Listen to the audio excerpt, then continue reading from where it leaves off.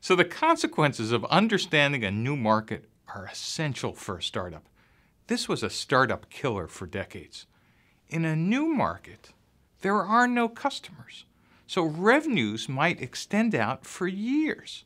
In fact, if you think about what happened during the dot-com bubble in the beginning of the 21st century, is every startup executed like they were in an existing market. They hired salespeople, they spent marketing dollars in scale of tens of millions of dollars trying to create end-user demand for a market that didn't exist.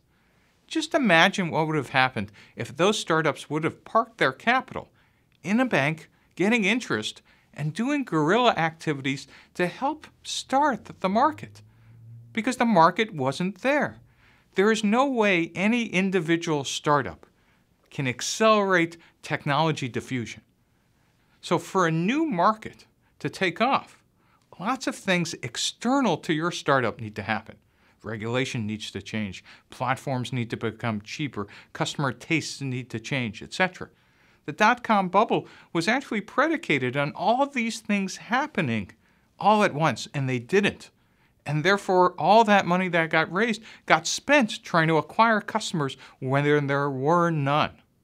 The test for whether you're in a new market is not whether 30 people in your regional cluster or in Silicon Valley or New York have heard about your technology. The real test is whether your grandmother in Omaha or Berlin or in Uganda actually have heard about the technology or the product or the market. And if the market doesn't exist there, you might be spending a lot of money trying to create a market where there is none. Premature spending is the killer for startups.